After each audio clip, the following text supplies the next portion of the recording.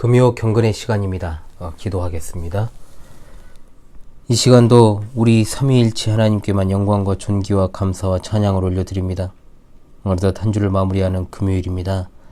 한 주간의 삶 가운데서도 변함없이 우리와 함께하여 주신 우리 하나님, 이밤에도 경건의 시간을 가질 수 있도록 인도하여 주시니 참 감사합니다. 언제나 성경에 대한 진리를 바르게 할 수 있도록 성령의 인도하심을 의지합니다.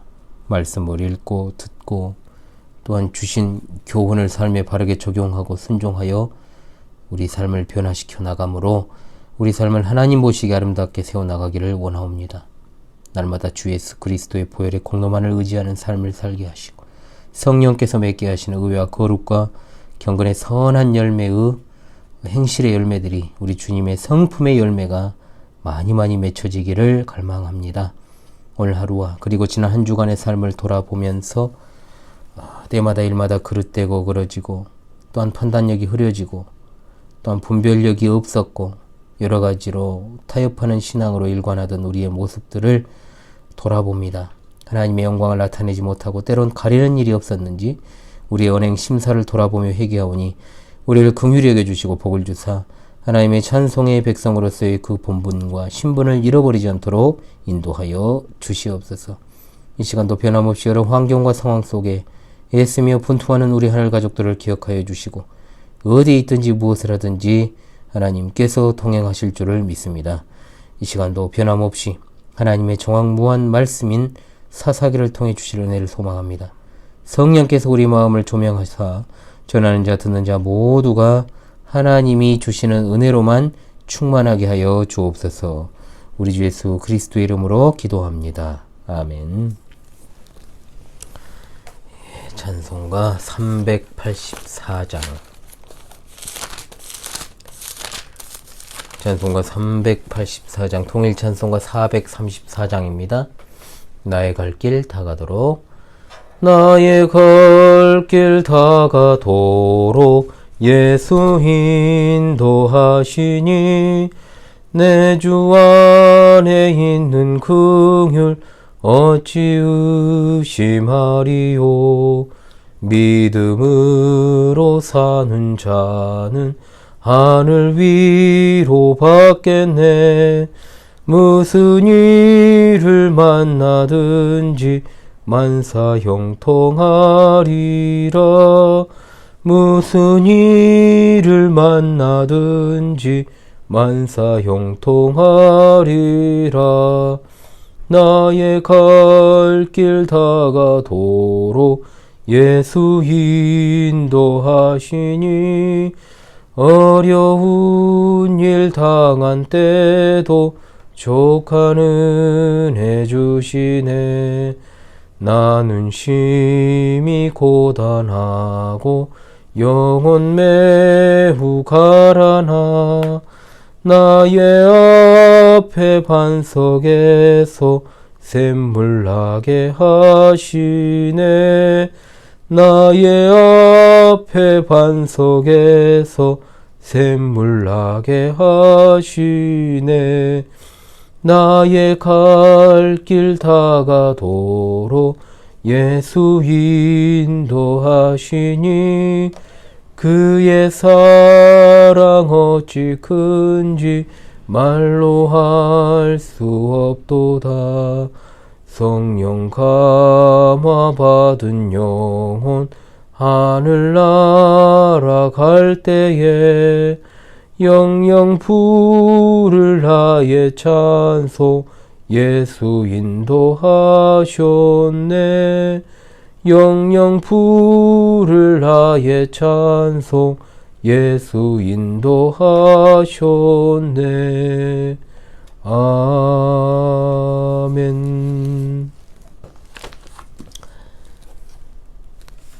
강설 본문은 사사기 2장 1절로 5절의 말씀입니다. 사사기 2장 1절로 5절의 말씀을 제가 낭독하겠습니다. 여호와의 사자가 길갈에서부터 복임으로 올라와 말하되 내가 너희를 애굽에서 올라오게 하라 하여 내가 너희의 조상들에게 맹세한 땅으로 들어가게 했으며 또 내가 이르기를 내가 너희와 함께한 언약을 영원히 어기지 아니하리니 너희는 이 땅의 주민과 언약을 맺지 말며 그들의 제단들을 헐라하였거늘 너희가 내 목소리를 듣지 아니하였으니 어찌하여 그리하였느냐.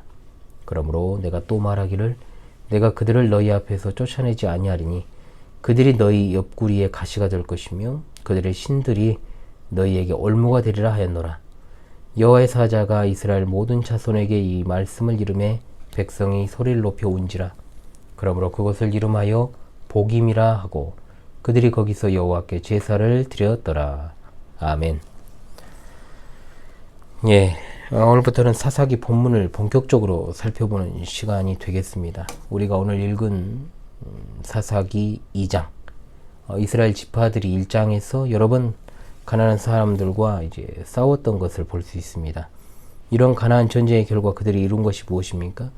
사사기를 실패의 역사다라고 단정짓는 우리로서는 당연히 그들이 성공하지 못한 것으로 봅니다. 그러나 이스라엘이 완벽하게 실패한 것은 아닙니다. 사사기 1장에서는 이스라엘이 상당 부분 그래도 가나안 정복에 성공한 것으로 보입니다. 특히 유다 지파와 요셉 족속은 정복에 성공한 사실을 우리가 볼 수 있었죠.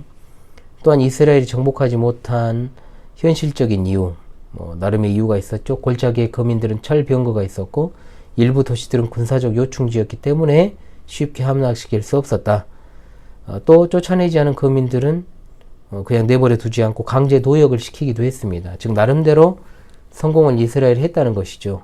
그런 상황 가운데서 여호와의 사자가 등장하는 것이 바로 2장 1절 상반절 말씀입니다. 여호와의 사자가 길갈에서부터 복임으로 올라와 말하되 라고 했습니다. 여호와의 사자는 천사를 지칭하는 표현으로 보기도 합니다만 좀 더 일반적으로는 여호와의 말을 전하는 사신, 또 심부름꾼을 의미하는 의미가 있습니다. 그러나 전통적으로는 아브라함 때의 경우와 마찬가지로 여호와의 사자는 구약에 나타나신 예수 그리스도의 현현으로 보는 경우가 많습니다. 왜냐하면 여호와의 사자는 여호와와 자신을 동일시하여 나라고 하는 1인칭 시점을 사용하여 말씀하기 때문입니다. 어느 정도는 하나님께서 자신을 인정해 주실 것이라고 생각했던 이스라엘 백성들은 여호와의 사자의 말씀에 귀를 기울이게 되었습니다. 그러나 여호와의 말씀을 들었을 때 충격적입니다. 왜냐하면 오늘 말씀은 이스라엘 백성들에 대한 죄의 기소였기 때문에 그래요. 즉 검사가 재판정에서 기소하고 그 기소의 이유를 댄 다음에 형을 지금 구형하는 식으로 지금 형성되어 있기 때문에 그렇습니다. 여기서 중요한 건 여호와의 사자의 선언이 바로 여호와 하나님 자신이 직접 기소하는 형식으로 되어 있다는 겁니다. 무엇에서부터 시작을 하십니까? 바로 출애굽에서부터 시작을 합니다. 내가 너희를 애굽에서 올라오게 하여 라고 했습니다. 이스라엘에게 있어서 출애굽 사건은 가장 그들의 근본적인 경험이라고 할 수 있습니다. 그 경험을 통해서 하나님이 어떤 분인지를 알게 되었지요. 애굽에서 올라오게 하신 하나님께서는 약속의 땅으로 인도하시는 하나님이었습니다. 그리고 그분은 언약을 신실하게 지키시는 하나님이십니다. 이렇게 하나님께서는 자신께서 행하신 일들을 통하여 이스라엘에게 자신이 과거에 베푸신 은혜를 먼저 상기시킨 것이죠.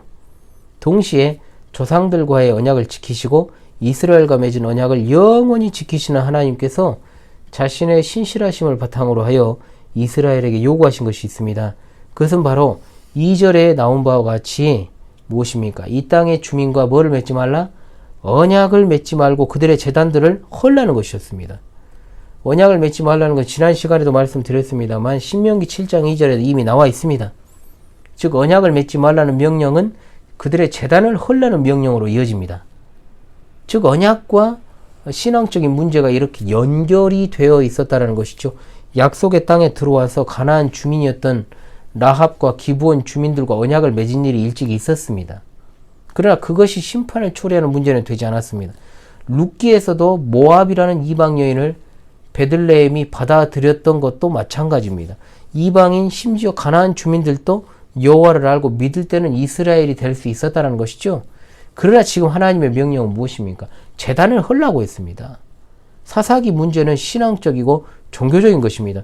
하나님의 백성들은 절대로 이 땅에 이방인들과 언약을 세워서는 안 됩니다. 이방인들의 사고방식은 육감적이고 쾌락적이기 때문에 그들의 삶의 방식을 필연적으로 따라갈 수밖에 없습니다. 여러분도 하나님 말씀과 그리고 신실한 목사의 말을 따르는 것보다 세상의 동료나 친구들의 말에 혹시나 더 귀 기울일 때가 많이 있지 않았습니까? 바로 그 이유가 그것입니다. 그러면 생각을 합니다. 그 사람도 교회 다니는데요? 교회 다닌다고 세속적이지 않고 다 경건하지는 않습니다. 그것은 다른 문제죠. 이방 종교, 즉 자연 종교는 모두 자기 목적에 따라 존재하는 신을 섬겨요. 그러므로 이방 종교라고 하는 것은 인간에게 봉사하는 신을 섬기는 종교다라고 하는 겁니다. 인간의 행복 추구에 도움이 될 때 신으로서 가치가 있으니까 섬기는 것이죠. 그러나 이스라엘이 섬기는 여호와 하나님에 대한 신앙은 전혀 그렇지 않습니다. 인간은 자신을 하나님의 종으로 간주합니다. 하나님으로 하여금 우리의 뜻을 실행하도록 하는 것이 아니라 오히려 우리가 하나님의 뜻을 행하는 것이 인생의 목적이라고 분명하게 가르칩니다. 따라서 이스라엘 백성은 자신의 삶의 행복을 기준으로 무엇을 할 것인가 하지 말 것인가를 결정해서는 안 되는 겁니다.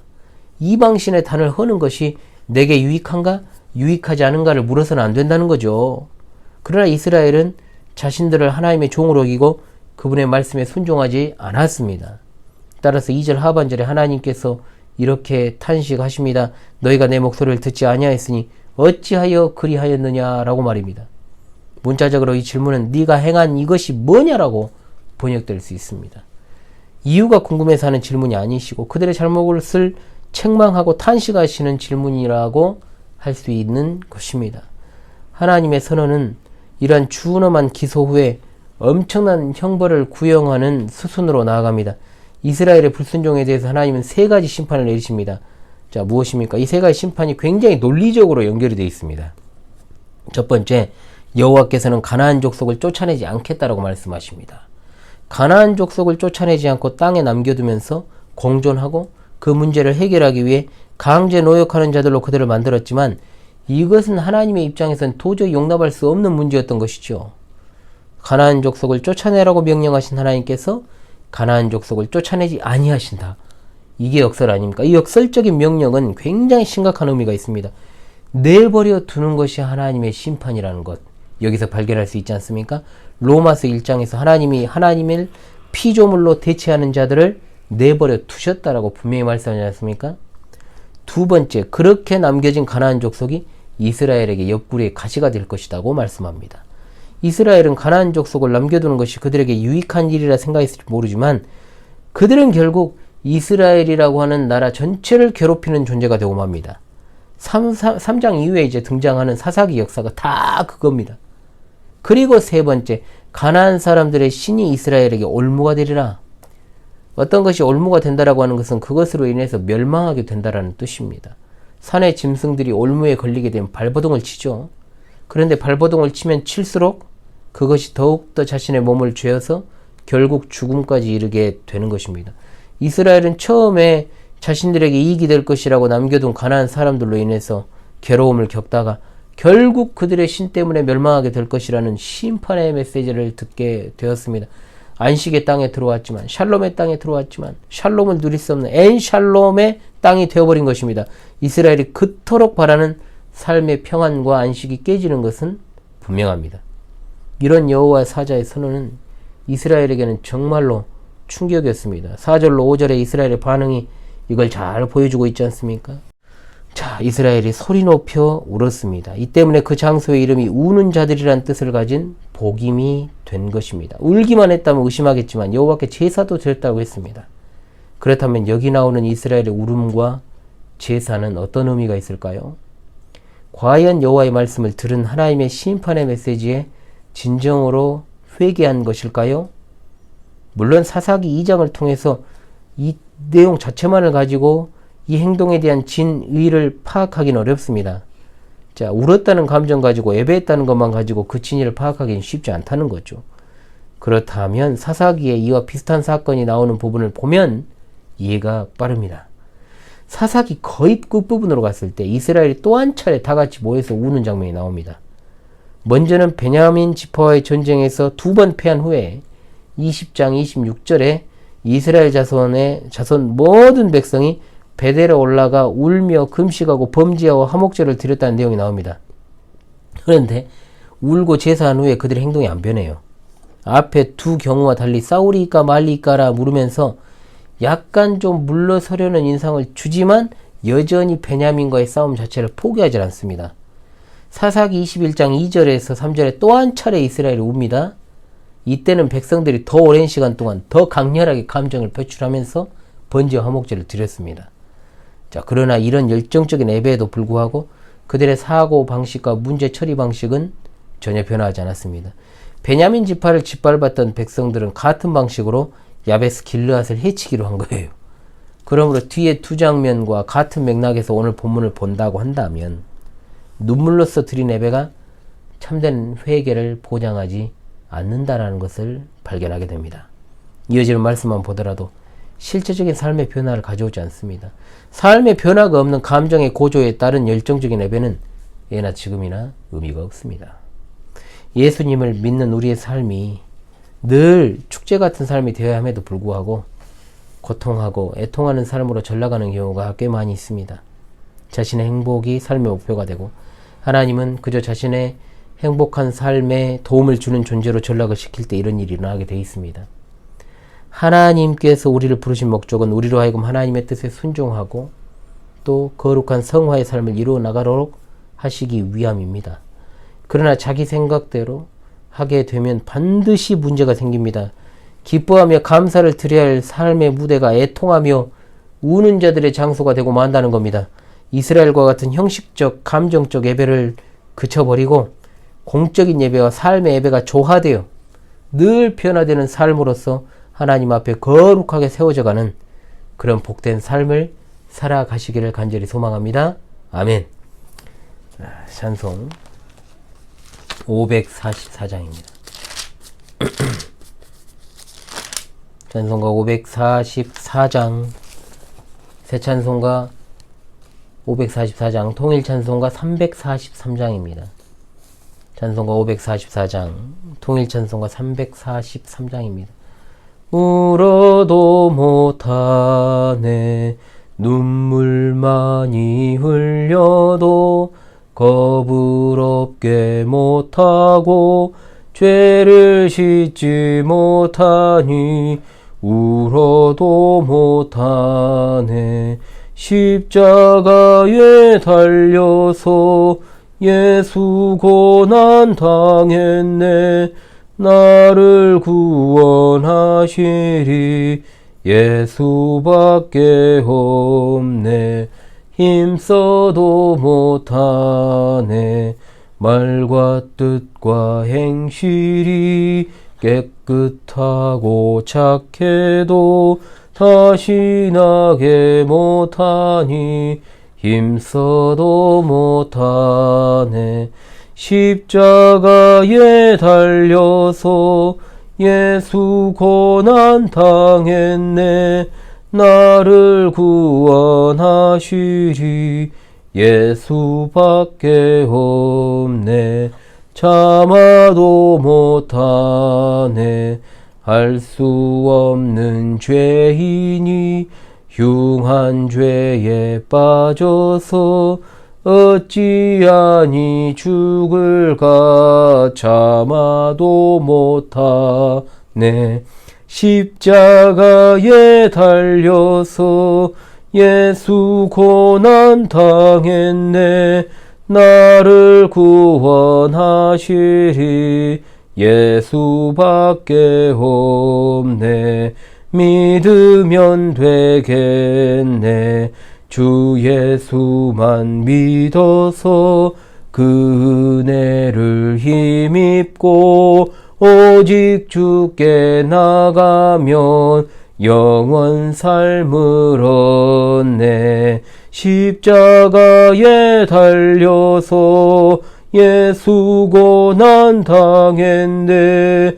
나를 구원하시리 예수밖에 없네. 예, 다 지금 한 주가 마무리되는 시점입니다. 참 여러분 이번 주에도 수고 많으셨습니다. 원래는 제가 금요 경건의 시간은 캠프 둘째 날 아닙니까?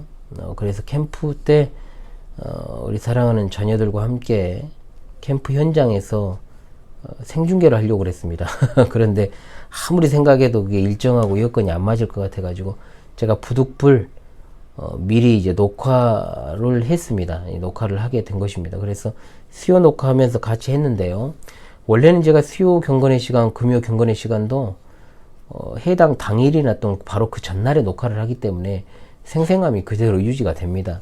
제가 라이브로 하고 싶어도 하지 못하는 어떤 그런 상황들이 있기 때문에 여러분들에게 이렇게 녹화 방송을 전달을 해 드리고 있는데요. 그래서 원래는 금요일에 생중계로 이렇게 실시간 방송으로 예배를 진행하려고 했는데 경건회를 그렇게 하지 못하고 이렇게 녹화 영상을 올렸다. 그러나 똑같이 마음을 합하여서 이렇게 경건회 시간을 보낸다라고 생각하시면 되겠습니다. 말씀을 드렸던 것처럼 다음 주는 월요일 이번 주 하나님 말씀 해설을 올리고요. 그리고 수요일 그리고 금요일 경건의 시간은 똑같이 이렇게 올립니다. 그리고 나머지 이제 일상에서는 영상은 없고 캠프 영상을 제가 편집해서 올릴 것입니다. 그것이 아마도 다음 주에는 제게는 굉장히 큰 프로젝트가 될 것 같은데요. 끝나도 쉼이 없어요, 제가. 끝나도 뭐 쉴 수 있느냐, 그거 아닙니다. 그래서 이제 오늘이 금요일이라고 가정을 하고 내일 캠프 셋째 날 일정, 그리고 무사히 캠프를 잘 주일까지 해서 마칠 수 있도록 그렇게 여러분들 기도해 주시기를 바라겠습니다. 변함없이 계속해서 7월부터 이제 시작된 사역, 여름 사역이 이제 8월 또 이제 신앙 수련회를 앞두고 있습니다. 그래서 끝나도 또 끝난 게 아니고 계속해서 준비하고 또 진행해야 되는 그런 여러 가지 정말 큰 프로젝트들이 많이 남아 있습니다. 여러분들 7, 8월 사역 잘 마무리될 수 있도록 여러분 기도 많이 해 주시기를 바라겠습니다. 기도로 마치도록 하겠습니다. 하나님 아버지 참으로 감사합니다. 이스라엘의 실패를 통한 교훈 받기 원합니다. 우리의 행복이 아니라 하나님을 기쁘시게 하는 것이 우리 삶의 목표가 되기 원합니다. 하나님께서 우리를 부르신 그 목적을 잘 생각하고 늘 하나님의 뜻에 순종하고 거룩한 성화의 삶으로 하나님께 영광을 돌리게 해 주시기를 원합니다.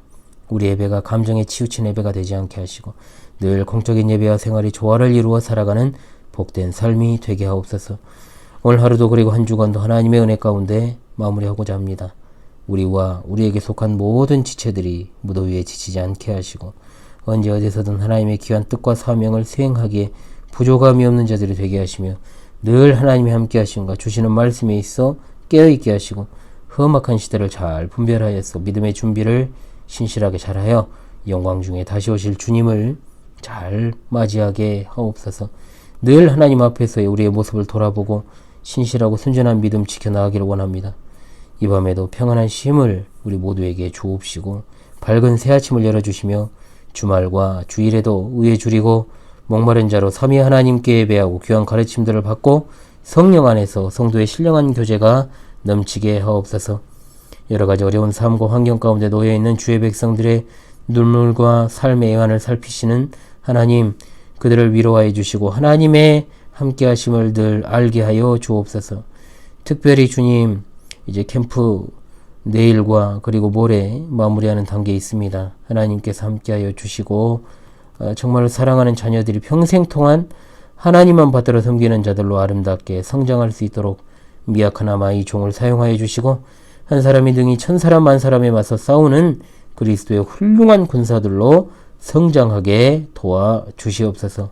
늘 믿고 의지하옵고 우리 주 예수 그리스도 이름으로 기도합니다. 아멘.